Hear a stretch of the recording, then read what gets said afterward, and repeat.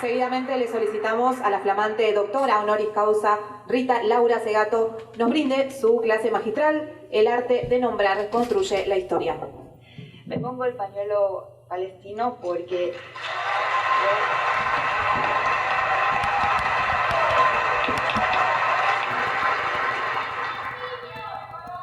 sí.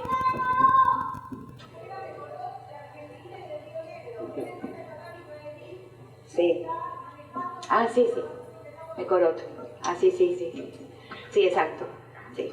Fuera, fuera.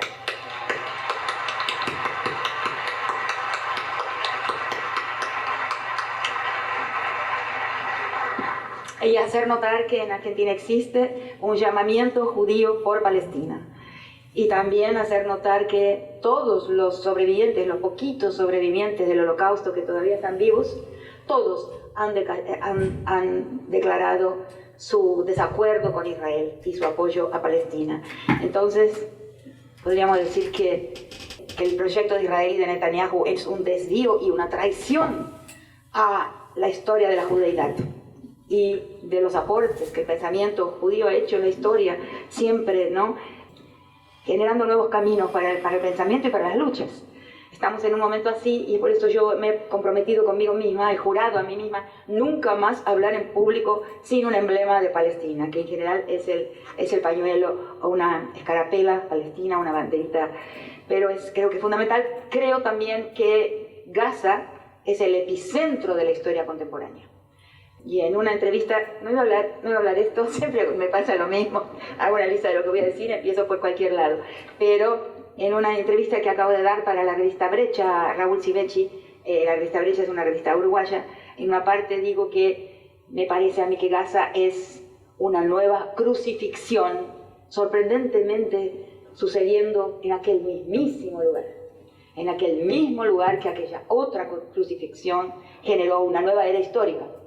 Y que es tan importante lo que está sucediendo, es un cambio de era tan importante, entramos en esto lo voy a elaborar en mi conferencia, es tan relevante ese cambio de era histórica, tan desafiante, que podríamos referirnos hoy a año 1 de G, o sea, año 1 después de Gaza. Lo veo así, le veo esta importancia, y justamente, como decía, es sorprendente que ese año 1 de G esté sucediendo en aquel mismo lugar geográfico donde sucedió el otro año 1. No lo estoy diciendo desde una perspectiva convencionalmente cristiana, porque debo decir que hace algún tiempo, ahora unos 2 años, yo he definido mi religión. Y yo soy radicalmente politeísta y radicalmente polirreligiosa. Como antropóloga aprendí a creer en todo lo que la gente cree. Sé que esto puede ser sorprendente, pero es mi manera de relacionarme con la espiritualidad. Había pedido como título El arte de nombrar, ¿no? Y le agregué una segunda parte, porque uno va pensando todo el tiempo, ¿no? El arte de nombrar y el coraje de desnombrar, mientras de súbito navegamos en la bruma y el silencio, que es la forma en que siento este momento contemporáneo, no solamente para el mundo a partir del gran tema Gaza, sino también para nuestro país. Entramos en un periodo de bruma, ¿no?, de dificultad de poner nombre y de entender el presente, creo yo. Entonces, ahí se entra, preparando ayer ya el outline, la lista de temas a los que quiero referirme, entra un mensaje de una amiga mía que se llama Natalia Castro Picón, que acaba de ganar el premio de ensayo de anagrama con un libro que se llama La fiesta del fin del mundo. Entonces le digo, ¿sobre qué es? Qué bien, te felicito. Me escribió y me dice, sobre temas que hablamos hace tiempo, imaginarios apocalípticos, desorden de los sentidos, fin de los vínculos, ¿no? Vínculos que hemos tenido toda la vida y que de repente se acaban, rarísimo, le está pasando a mucha gente. Pero sobre todo, dice, de lo contrario, movimientos políticos, sociales, feminismos, contraculturas que usan la misma imaginación para soñar revoluciones. Por eso la fiesta, dice ella, del fin del mundo. Y yo le pregunto, ¿será que revolución es aún una palabra rescatable? Natalia dice, yo no renuncio a ella. Y yo digo, yo tengo dudas. Navegamos en la bruma y el silencio. Bien, después entenderán mejor este preámbulo a mi exposición. Entonces, me voy a arriesgar, ¿no?, a abrir un abanico muy amplio y original en el sentido de nunca antes articulado ni presentado de esta forma, de diversas ideas que se me han ido ocurriendo y desdoblando a lo largo de mi vida, y abriré un camino por las mismas hasta el presente. Vincularé esa historia de pensamiento, esa biografía intelectual con el presente. He dicho muchas veces que mi trabajo ha sido el de nombrar, ¿no? He definido mi profesión como alguien que se dedica, mi tarea, mi labor, a colocar nombres a experiencias que en realidad todo el mundo conoce. Son experiencias que existen, que están entre la gente, pero nombrarlas es fundamental. Nombrar es la fuerza de mi disciplina y de las disciplinas de las humanidades en general. Diseñan la forma en que leemos la historia pasada y diseñan el rumbo de la historia futura. O sea, nada menos que trazan el camino de la historia. O sea, es falso que las humanidades sean las disciplinas menos poderosas de todas. Muy por el contrario. Es por eso, inclusive, que hay, digamos, una reserva de mercado del norte y nos impide muchas veces publicar en las revistas de más alta circulación. Porque el poder teórico, el poder de nombrar, que es el poder de hacer teoría, de teorizar, está reservado a los países de las lenguas imperiales, básicamente el inglés y un poquito el francés y un poquito al alemán. Pero digamos, esa reserva, ¿no?, de poder teórico es cuidada, es vigilada.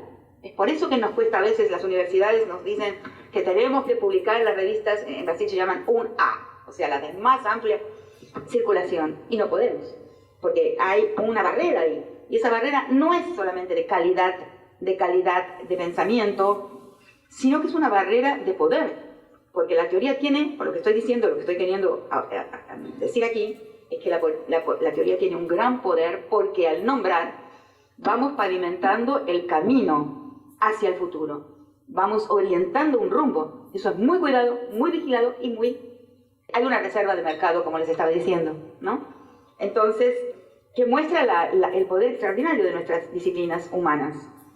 Por eso, algunos autores se han referido inclusive como a la idea, entre ellos un gran palestino que se llamaba Edward Said, al derecho de narrar. O sea, ¿quién tiene el derecho de narrar la historia y también de narrar perspectivas de futuro? Ese derecho está muy bien cuidado y blindado, para que esa narrativa venza en el intento a otras narrativas en conflicto. Y se trata de teorizar en las humanidades, se trata de eso. En mi texto sobre Aníbal Quijano, que es el primer texto introductorio del libro La crítica de la colonialidad en 8 ensayos, yo digo que mapeo que solo 4, me contesten si están de acuerdo, porque a mí me gusta conversar con el público, me gusta mucho pensar en conversación, pero identifico solamente 4 teorías originarias de nuestro continente, originarias de América Latina, que han atravesado esa frontera, esa custodia del mercado teórico, de sur a norte, que son, curiosamente, perspectivas pensadas por aquí y atravesadas hacia allá. Solo encontré 4, ¿no?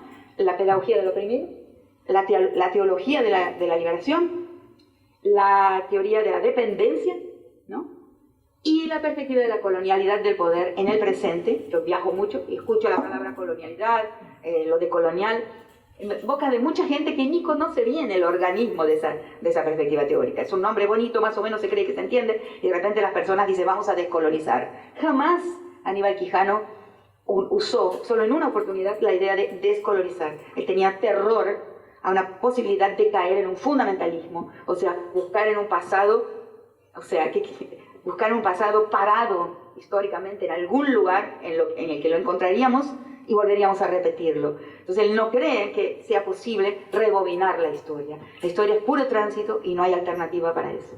Por eso ni siquiera hablamos en la perspectiva de colonial o descolonial, eso es lo mismo, ni siquiera hablamos de resistencia. Pues la idea de resistencia muchas veces nos lleva, quedémonos aquí. Nadie se queda aquí. No existe en la historia el quedarse aquí. Y eso es un tema que en Argentina, en este momento, tenemos que pensar muy bien y entender muy bien. La historia es flujo. La historia individual, personal, biográfica es flujo, y la historia social colectiva es tránsito también, ¿ok? Entonces, esta idea de descolonizar no es parte de la perspectiva. Por eso se inventa un neologismo, el neologismo de la colonialidad o lo decolonial, pero no pensar en la posibilidad de un fundamentalismo histórico, de una historia que se recupera y que ha quedado parada en algún lugar del pasado. Es otra cosa, es más complejo que eso. Y como este tema, muchos de los elementos de este organismo teórico que Aníbal Quijano llamaba una perspectiva, nunca lo llamó de una teoría siquiera, sino una manera de mirar el mundo, una manera de mirar la sociedad y una manera de mirar la historia. Las personas no conocen, pero citan las palabras, hablan de lo decolonial, y bueno, eso es una tarea importante y pendiente que cuando puedo intento referirme a eso. Entonces, volviendo al tema, ese derecho a narrar, ¿no? Omi Baba habla de esto, Edward Said ha hablado de esto, o sea, ¿quién gana el derecho a construir una narrativa? Que es un poder total. El narrar es el poder máximo, o sea, la narrativa que va a ser instalada, creída y usada como la narrativa dominante para el pasado, para el presente, y en la construcción y pavimentando el futuro, esa lucha de narrativa es absolutamente fundamental. Entonces, nombrar es pavimentar un camino de creencias, es hacer existir, ¿no? Sin nombres, las cosas no existen plenamente, porque nuestra especie es una especie lenguajeira, como se dice en portugués, es como ha dicho también diversos filósofos, ¿no? Heidegger, ¿no? Es una especie de lengua, ¿no? Eso es muy fundamental para lo que voy a argumentar después. Entonces son los nombres lo que otorgan a sus referentes estatus de existencia. Antes de eso son existencias inciertas, ¿no? Existe naturalmente, me estoy olvidando, un lenguaje no oral, no verbal. Claro que hay lenguajes no verbales, pero nosotros somos una especie de lengua, de gramática, de lenguaje y de palabra. Entonces yo me he dedicado por mucho tiempo, primero no me daba cuenta, después pasé a percibirlos claramente, a dar nombres, ¿no?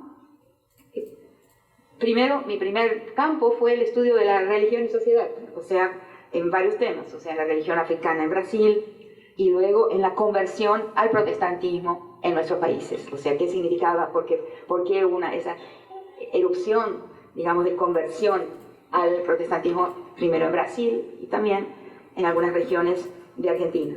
Entonces ese fue mi tema por mucho tiempo, y hay un momento en que, no por mi propia iniciativa, sino porque el rector de mi universidad, que gente, los rectores, ¿no? La cosa que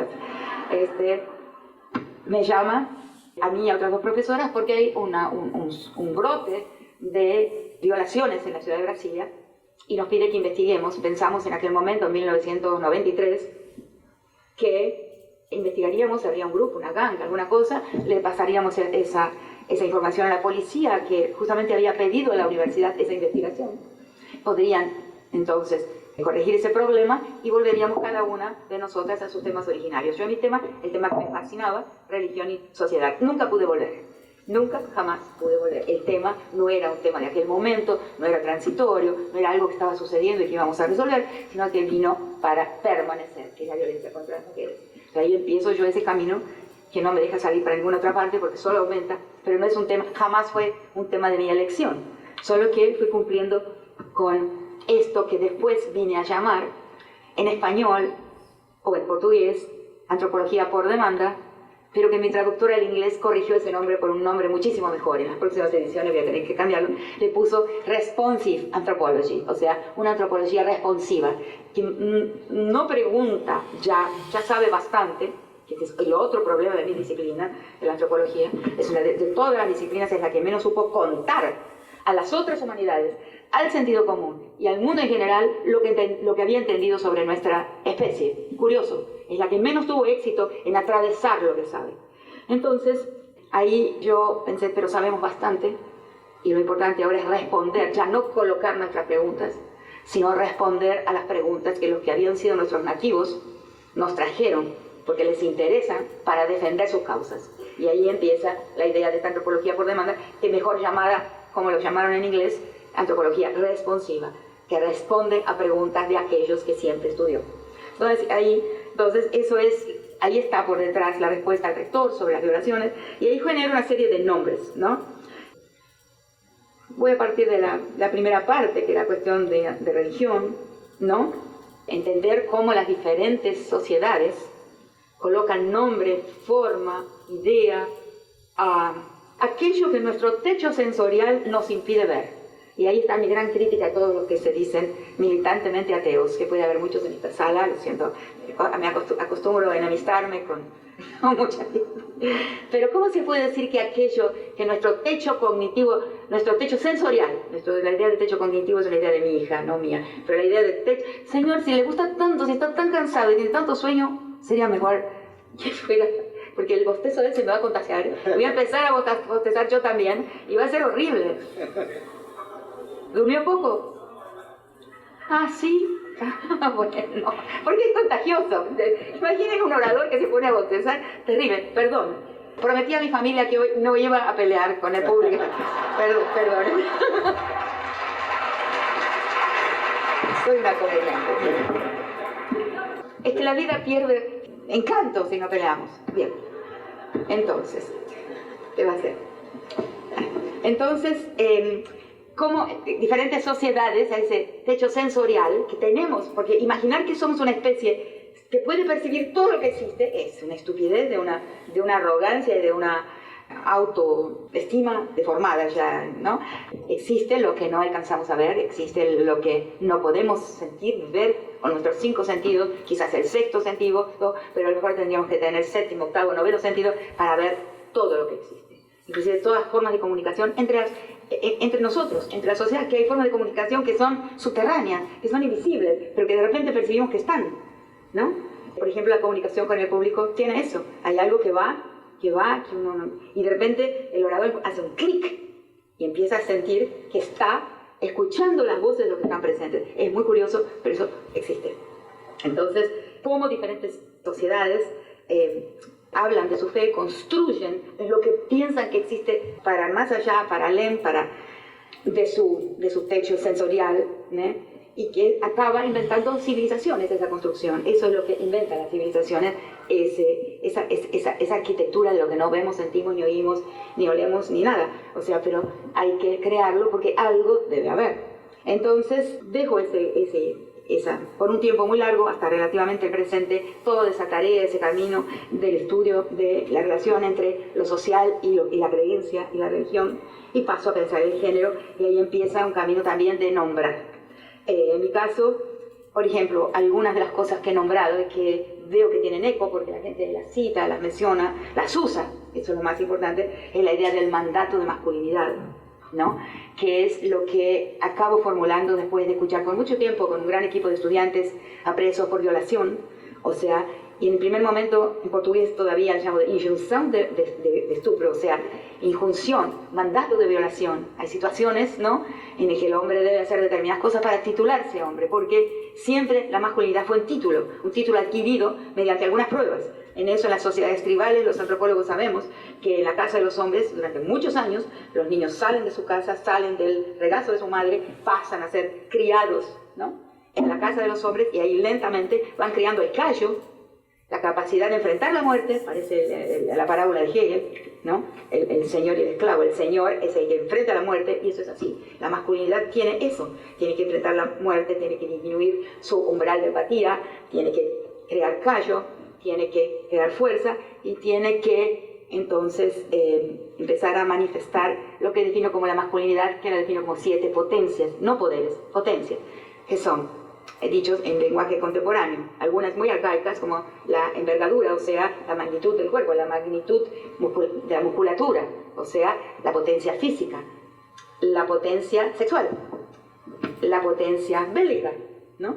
Y ahí vienen las otras, la potencia económica, la potencia política, la potencia intelectual, ¿no?, y la potencia moral del juez, porque el cargo de juez, aunque a veces sea ocupado por mujeres, es un cargo masculino. O sea, ese es el otro tema, ¿no? Los cargos tienen género y tienen raza. A veces, muchas veces las mujeres, estoy metiendo cosas de los nombres que fui creando por mucho tiempo, las mujeres hablamos de la igualdad, pero tenemos que tener mucho cuidado, porque a veces capturamos el cargo, pero a veces el cargo nos captura a nosotros. Por ejemplo, la cátedra. Yo estoy dando una cátedra. pero todo el tiempo me resbalo hacia afuera, me evado del género y la raza de la cátedra y me porto mal. Sí. Entonces, todo eso son nombres, ¿no?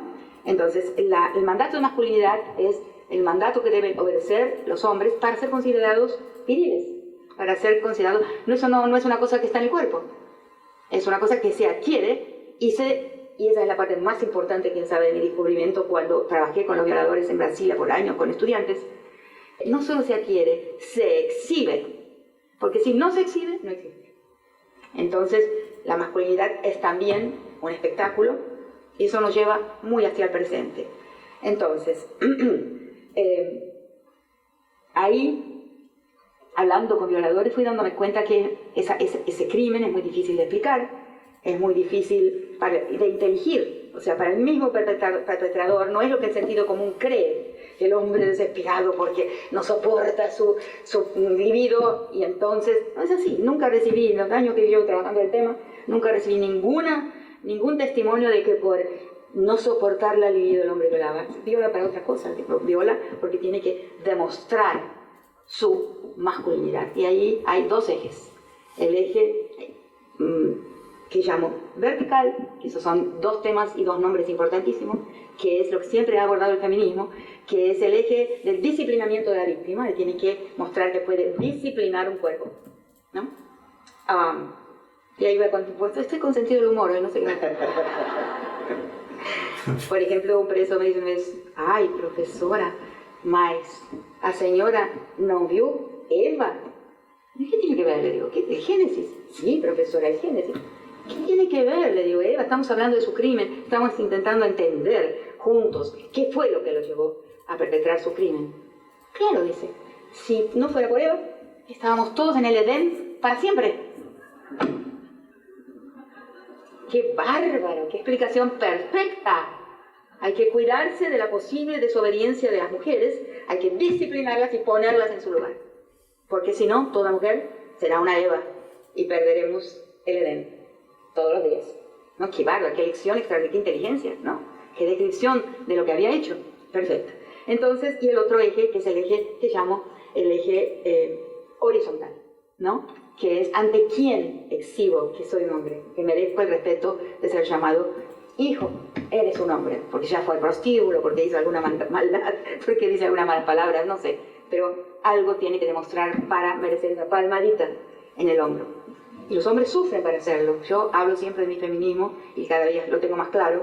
Cuando me preguntan cómo podemos ayudar a los hombres a que las mujeres tengan éxito en defenderse de lo que sufren a manos de los hombres, yo digo no. Le digo, somos nosotras que les estamos ayudando a desmontar el mandato de masculinidad que en todos los países del mundo los lleva a morir antes. Porque la expectativa de vida de los hombres en todos los países del mundo es más corta que la de la mujer. Hay varias explicaciones para eso, yo tengo la mía. Es la presión del mandato de masculinidad, de la obligación de exhibir y de ser ante el mundo una determinada cosa sin poder flaquear. Debe ser terrible. Yo no me cambio un minuto de mi vida por ser hombre, jamás. Nosotras somos mucho más felices. Podemos reír como estoy riendo en este momento, mucho más.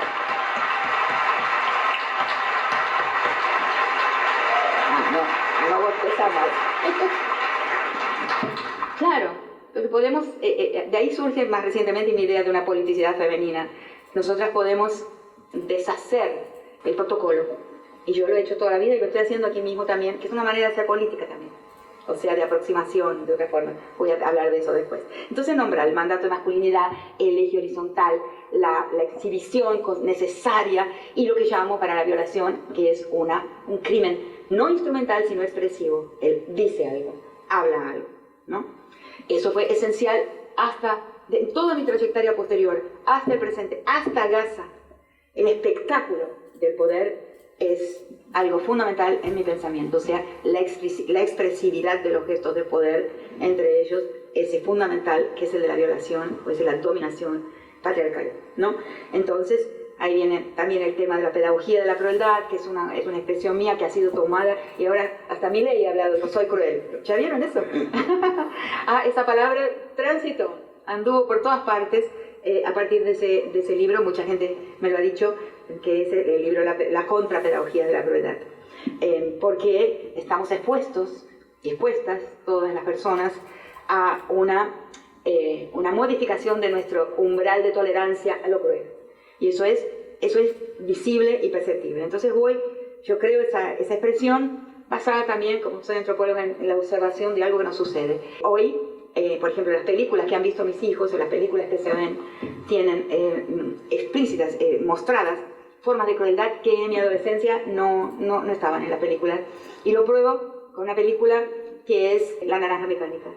La Naranja Mecánica fue considerada la película más cruel de la historia en los años 70. Fue inclusive prohibida en su propio país, donde se escribe la novela y donde se filma la película de Stanley Kubrick. Y era insoportable de ver. El actor, inclusive, Malcolm McDowell, queda enfermo después de filmarla. Y yo los otros días pasaba por el living, por una habitación de mi casa donde está la televisión, y digo, esto lo vi, que yo la vi en México, porque en Argentina también estaba prohibida. Digo, esta escena la vi, me quedo mirando, y era La Naranja Mecánica. Entonces me quedo mirando un rato, y era una comedia. Era una cosa que no me hace... A mí las películas de violencia, a pesar de los temas que trabajo, me asustan, no las puedo ver, quedo enferma, me hace mal. Pero esa no tenía nada, comparadas con las que se ven hoy. Ahí digo, estoy loca, estoy un poco perturbada. Voy a internet, pongo La Naranja Mecánica y encuentro una entrevista con Malcolm McDowell, el actor, que dice: cuando la terminé de filmar, tuve que ir a un tratamiento, quedé enfermo. Y hoy, él dice, es una comedia. Y da una explicación, que no es la misma que doy yo, pero da una explicación para eso, ¿no? Porque las familias se deshicieron, no sé. Yo digo que hay una progresiva exhibición de crueldad en las cosas que vemos, que hace con que nos parezcan, inclusive las que estamos viendo en el presente, Gaza, que lentamente vamos naturalizando lo imposible, lo que no puede ser, lo que no podría haber sido jamás posible, lo vamos naturalizando. Es un peligro extraordinario del cual no sabemos o quizás no podamos protegernos. Entonces, no sé, se me dio por extender un poquito más este tema.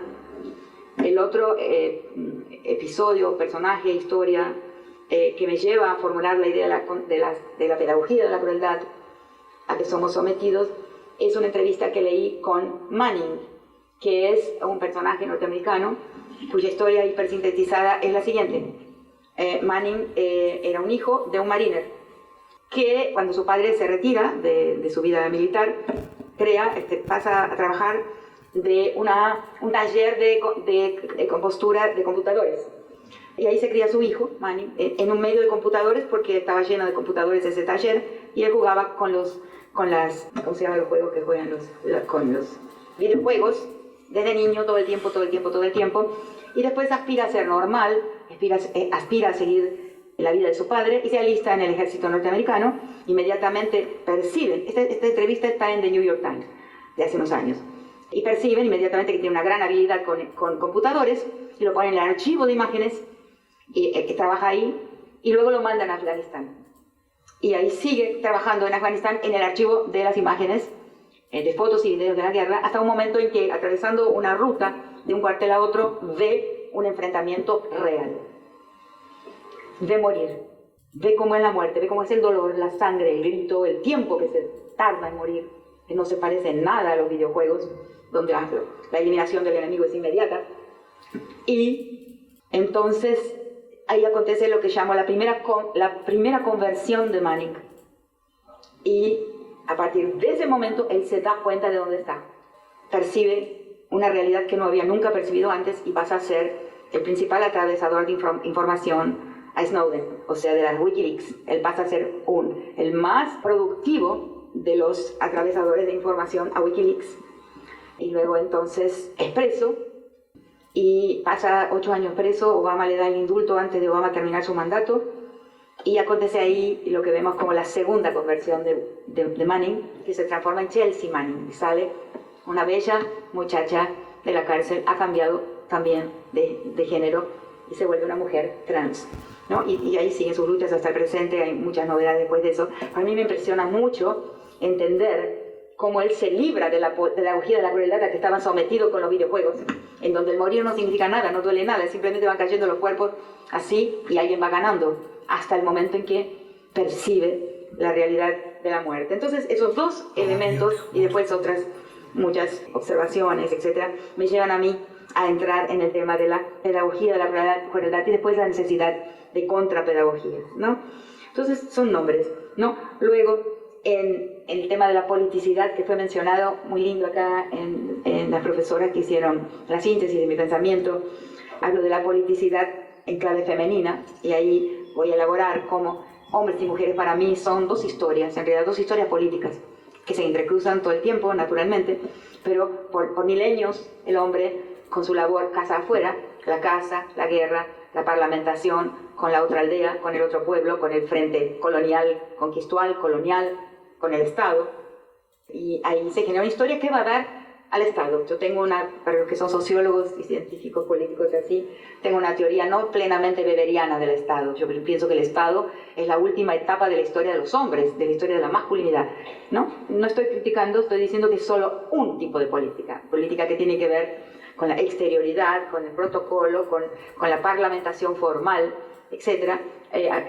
conductas y comportamientos que vemos, por ejemplo, en el mundo indígena, claramente, en las sociedades tribales, ¿no? La parlamentación entre hombres, pero hay otra politicidad que la hemos expropiado, que hay prácticas de gestión y de administración que son domésticas, en un espacio doméstico que por milenios no fue ni íntimo ni privado. Es muy recientemente que la familia se nucleariza y se transforma en íntima y privada, y la vemos como absolutamente no política. Pero está equivocado. Ahí hay una larga raíz de un largo tiempo de la historia en que esa familia, eso se ve inclusive, no solamente en América Latina, se ve en las familias de Andalucía. O sea, cuando Franco vacía el campo, barre el campo, se deshacen las familias, las casas de las familias extensas andaluzas. Tuve que estudiar, cumplir con un pedido que me hizo una institución en una ocasión. Ahí esas familias, esa casa colectiva andaluza, campesina, se deshace, se barre, la gente se va a la ciudad, se nucleariza, las personas se transforman en individuos y ahí comienza la violencia contra las mujeres y los niños. Esa familia nuclear que dice, no, es mi vida privada, falso, ahí morimos las mujeres, ahí mueren, ahí son maltratados, abusados y castigados los niños, en ese tránsito hacia la familia nuclear. Antes había un límite, porque es imposible mutilar a una persona bajo el ojo de toda una comunidad. En esa comunalidad de la familia no nuclear, comunal, es imposible destruir los cuerpos y maltratar a las personas de la forma en que cuando se nucleariza la familia pasa a suceder. Entonces, ahí yo voy a hablar de que las mujeres, si queremos, todas las revoluciones fracasaron. Ahí muchos de ustedes se van a molestar por lo que estoy diciendo, pero todas las revoluciones fueron exitosas en demolir lo que existía, en derrocar lo que existía, pero ninguna hasta el presente, y si alguien cree que sí, me va a ayudar muchísimo, voy a ser muy feliz, pero ninguna construyó un rumbo hacia una sociedad diferente, mejor, más benigna para más gente. Eso no sucedió, ¿no? La idea, tomamos el Estado y construimos un camino hacia otro horizonte más benigno, más igual. No pasó. Habría que entender muy bien por qué. ¿Por qué no? O sea, muy especialmente en América Latina no pasó. Es triste, pero entonces tenemos que pensar, ¿por qué? Porque ninguno de esos procesos revolucionarios, creo yo, tocó el fondo del primer orden político, el primer sistema político. El patriarcado no es un orden ni moral, ni religioso, ni de costumbre, no es nada de eso. Es un sistema político de poder que está por debajo de todo lo que conocemos, ¿cierto? Y hay patriarcado de izquierda y de derecha. Y podría dar ejemplos terribles y horribles. Si alguien me pregunta, los voy a dar cuando termine. Entonces, si ese primer orden de desigualdad, expropiación, ¿no? Extracción de plusvalía de género, ¿no? Que es la más permanente de todas, la que es más difícil destruir de todas. Después viene la extracción de plusvalía racial, la raza, el epicentro de la perspectiva de colonial, o sea, de la colonialidad del poder. No es la clase, es la raza. La racialización de los cuerpos, los continentes, sus saberes y sus productos. La racialización de los saberes y productos de esos cuerpos es el eurocentrismo, a que estamos condenados, como decía al principio cuando comencé a hablar, a importar conceptos teóricos, ¿no? Palabras, perspectivas que vienen del norte, porque son perspectivas blancas. En el fondo hay una racialización de los saberes también. Y tenemos que darnos cuenta, en nuestro país tenemos un grandísimo problema. La raza no está nombrada. No está nombrada. Es muy difícil en América Latina, porque es lo que más nos duele, nombrar la raza. Y cuando vamos a París aunque tengamos los ojos azules, todos somos Fanon. Todos. Y no nos damos cuenta, pensamos que no, porque aquí, entre nosotros, algunos jugamos en el equipo de los blancos y otros juegan en el equipo de los morochos, no blancos. Pero cuando vamos al norte, ninguno de nosotros es blanco, ni uno.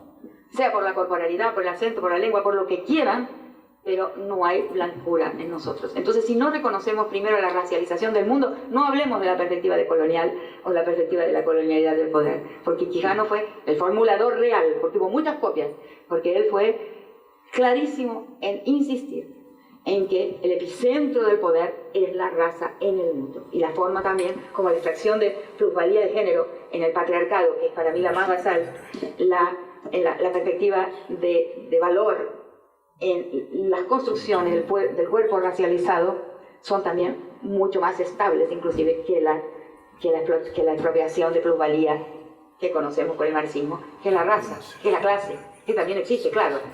Ahí se formula la noción de plusvalía, pero hay plusvalía de género y hay plusvalía racial también. Bien, son palabras, o sea, teorizar es nombrar.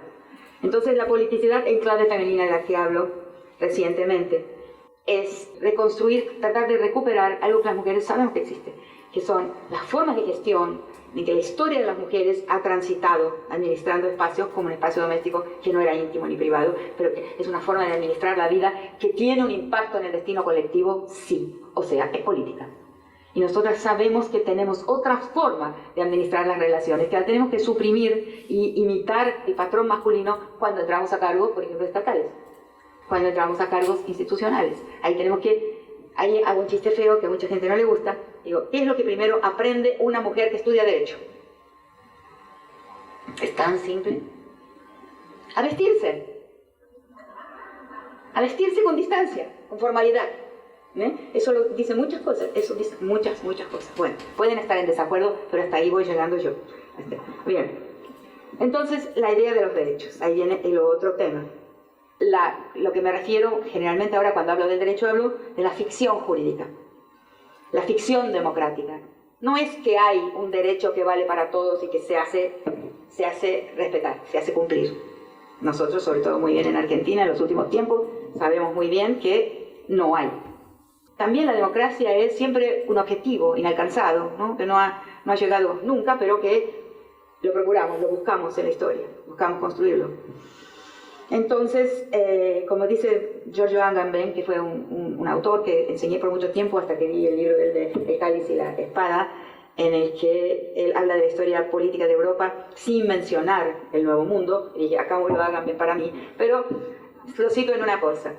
Lo cito en la idea de que el derecho es un sagrado, o sea, esa ficción jurídica que es ficcional, esa ficción democrática que es ficcional, pero creemos en ella. Ahí Agamben todavía me sirve, le uso la idea de que es un sagrado. Es una fe, o sea, creemos en eso. Y esa creencia pasa a constituirse en una gramática que nos permite ver la vida y las relaciones entre personas y entre naciones como previsible. No es que lo sea, pero creemos que es previsible, creemos que este señor que bostezaba no va a venir y me va a atacar con un palo en la cabeza porque le dije que el señor tiene el sentido del humor, que es una cosa maravillosa. Es escaso últimamente el sentido. No, tiene paciencia él. Entonces, pero esta gramática, que es la ficción jurídica y la ficción democrática, es una gramática que organiza la manera en que nos relacionamos, es estable y la creemos. La creemos que hay una previsibilidad, una posibilidad de previsión de cómo se van a comportar las personas y los países. Y sin embargo estamos en el presente ante una situación en que eso ha fenecido, no está más. Es rarísimo, muy, muy raro. Como yo sostengo para el tema de Gaza, algo que siempre estuvo allí, pero disimuladamente, se disimulaba. Hoy se muestra, hay una nueva tabla de la ley, hay un nuevo código jurídico, que dice algo muy simple e innegable, que el poder de muerte es la ley. Es tremendo, pero no hay más gramática de otro tipo que no sea esto. Quien puede matar, quien ha acumulado el poder de armamento y de inteligencia bélica, que son dos cosas que van juntas pero no son exactamente la misma. O sea, espionaje, trama, conspiración, complot, todo eso, no tengo miedo de usar esas palabras. Es la ley, no hay otra ley, no existe más otra ley. Es muy difícil asomarse a un mundo así. Y yo creo que ese es el mundo al cual nos estamos asomando. Entonces ya no hay ficción jurídica, o sea, ya no hay sagrado de derecho, ni sagrado democrático, no lo hay. Lo estamos viendo inclusive en los Estados Unidos, ¿no? Donde es interesante ver algo difícil de entender y de explicar. Estamos viendo que un país que tenía siempre dos patas, ejercía su poder, su imperio, su dominación ante el mundo sobre dos pies. Uno, el poder económico, y el otro, la acumulación armamentística, o sea, el poder de guerra, como dije antes, por armamento y por inteligencia bélica, ¿no? Las varias formas de espiar, influir, incidir. Pero por el otro lado tenía un proyecto hegemónico, o sea, mostrar sus valores ante el mundo y mostrar algo que Rusia no pudo mostrar después de la Segunda Guerra Mundial, porque ambas fuerzas, ambas potencias vencieron al nazismo. Pero si vamos a Hannah Arendt, por ejemplo, vamos a ver que con el stalinismo no era posible, ese es otro tema que no puedo desarrollar hoy, hablar de un orden democrático. Estados Unidos ahí comienza con su proyecto de mostrar al mundo una tarjeta de visita, una tarjeta postal de un país de valores democráticos, ¿sí? Y convence al mundo, tiene democracia, valores, derechos, cine, ciencia. Y así camina desde el 48, llega a los años 60 con la ley de voto general, de democracia para todos, con Lyndon Johnson, que deshace el apartheid del sur, las leyes de apartheid en los años 60 que había en el sur de los Estados Unidos y muestra al mundo, sí, somos un país democrático. Tercer momento, el multiculturalismo, ¿no? Vamos a incluir un poco de los negros, un poco de las mujeres, un poco de los LGBTI, sin tocar la riqueza, sin tocar el capital, sin tocar la acumulación, concentración, pero somos más distributivos. Es la contraprestación que los Estados Unidos hace a lo que ofrece Rusia, que es devolver los estados del orden soviético, de la Unión Soviética. Devuelve los estados nacionales de la Unión Soviética y Estados Unidos hace un plan más distributivo, o sea, de inclusión, las acciones afirmativas, etc. Entonces, teníamos eso. De repente, esa ficción jurídica que lleva a la posibilidad de sostener una hegemonía y de seducir al mundo con la ciencia, el cine y los derechos, que son ficcionales pero existen, en algunos casos se obedecen, en otros casos no tanto, llega ahora a un momento en que eso es destruido. Es muy curioso, muy difícil de explicar, habría que pensarlo entre todos. Yo tengo mis ideas de por qué se cambia el rumbo, por qué no más es importante la ficción democrática, la ficción jurídica, y ahora se apoya esta nueva formulación de una ley general, que es la ley de quien puede matar, o sea, del poder de muerte, del poder de dominación, por el camino físico, por el camino de las armas, por el camino de la guerra. Este es el momento presente. Creo que todos nosotros, si me creen en la descripción que estoy haciendo de este tránsito histórico, tenemos que pensar qué está pasando. Voy a ir terminando. Tenía otras cosas para decir, pero creo que está un poco largo ya. Sí, de ahí viene... No, bien. Entonces somos todos, volviendo a Agamben, no sé, Agamben hoy me sedujo de nuevo, no sé qué pasó. Somos todos homo sacer, ¿no? Aquel que puede ser matado en cualquier momento. La condena del homo sacer, que es el mejor libro para mí de Agamben, es que en cualquier momento su condena es que puede ser muerto. Nos hemos vuelto todos homo sacer, o nos hemos vuelto todos prehumanos. He dicho en una entrevista recientemente que mucha gente vio y alguna gente se enojó muchísimo conmigo, me escribió cartas horribles, otra gente le gustó, que soy exhumana. Fue un palabrón, así, una manera de dar un golpe en la boca del estómago de todos nosotros, somos exhumanos, es decir, desprecio a nuestra especie, no quiero pertenecer a ella. Y después, con los mensajes que recibí, me puse a pensar, ¿qué quise decir? ¿Por qué dije eso? ¿Por qué mi inconsciente habló sin querer al entrevistador que tenía delante? Le dije, me considero exhumana. Fue irreflexionado, no fue reflexionado, fue un instintual, no sé. Y ahí empecé a revisar también a Freud, ¿no? A Totem y Tabú, ¿no?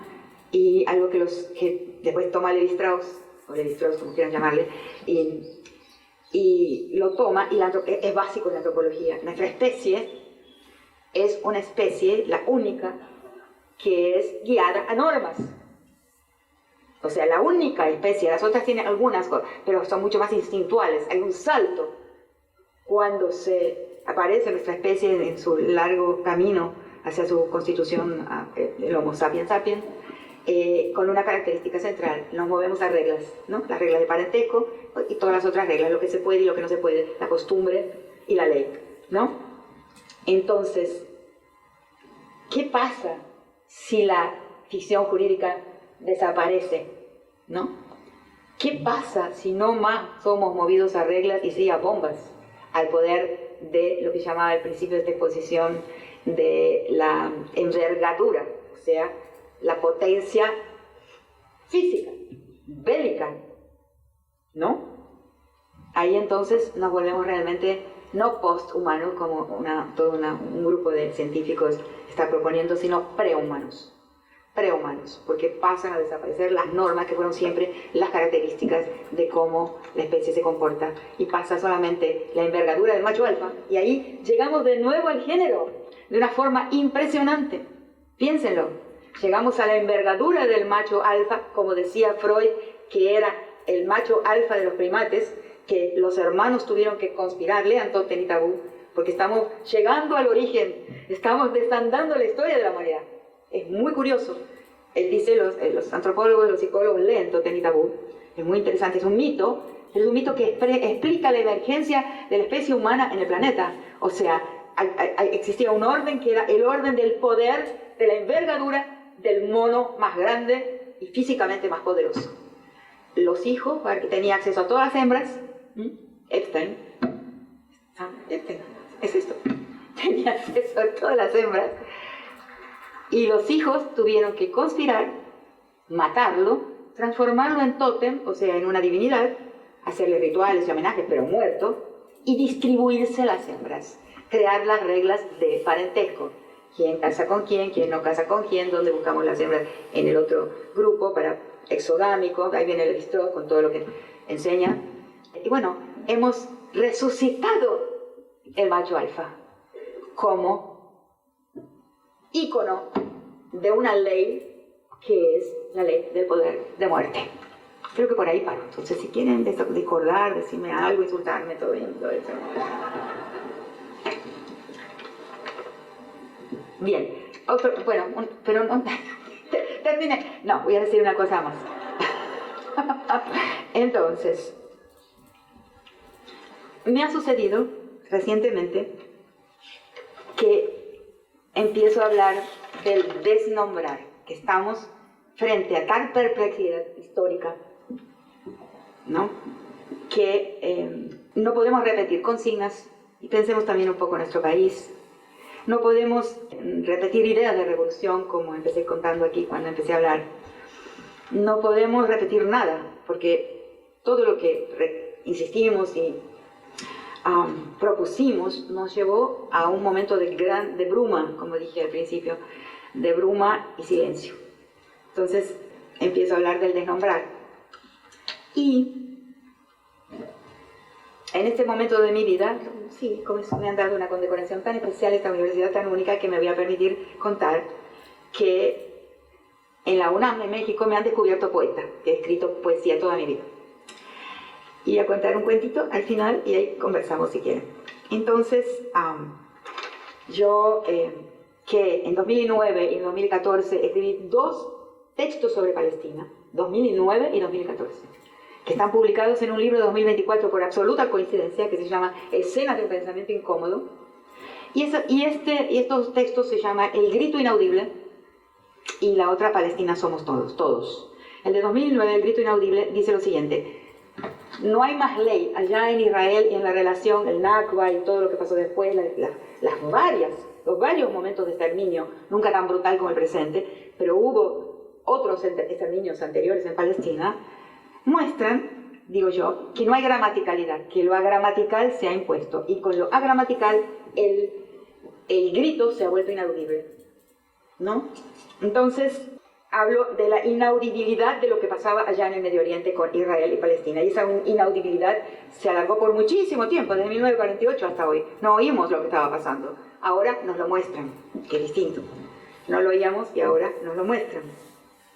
Entonces, paso a descubrir lentamente hacia el presente la necesidad ya no de nombrar, porque no hay más una gramaticalidad de las relaciones interpersonales e entre países internacionales, sino del desnombrar, porque tenemos que percibir el silencio del presente, percibir la bruma del presente y aprender a desnombrar, ¿no? A deshacer muchas de las creencias y muchos de los nombres en los cuales creímos por mucho tiempo. Entonces, se ha terminado la ficción del sagrado de los nombres también, porque como las normativas son gramáticas, el sistema de parentesco son gramáticas de la vida. Entonces, desnombrar. De ahí, entre los muchos poemas que ahora salen publicados por la Universidad, por la UNAM de México, en la Feria del Libro de Guadalajara, encuentro un poema que ya estaba escrito hace tiempo que se llama El Desnombrar. Desnombrar.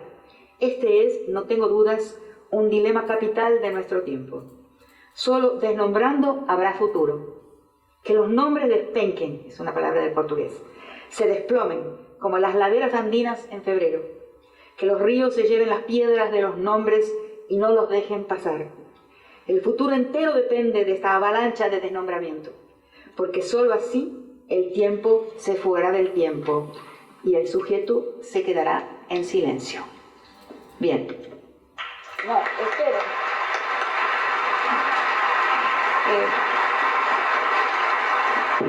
Es una historia cómica. Voy a coronar con una cosa un poco graciosa, un poco tragicómica como todo. Estaba en Chile yo, este año hace poco, hace 2 meses, me pidieron que hable de mi libro de poemas y leo este poema también, que no está en el libro en realidad, pero es parte de mi larga historia escribiendo poesía. Y entonces termino de hablar, todo así, termino, y vienen 2 señoras viejitas, mayores que yo, que ya es bastante decir, mucho decir. Vienen 2 señoras bien viejitas al borde del escenario y dicen, ay Rita, dice, pero por favor, pero vos no dijiste que tu ocupación en la vida, tu labor fue nombrar. Casi me muero. Y bueno, les dije, sí, yo puedo explicarlo, pero tiene que esperarme. Hasta la próxima. Cuando vuelva a Chile, les explico. ¿Pero ustedes me entendieron? Bueno, eso es lo que importa. Y si no, me preguntan que cuando vuelva...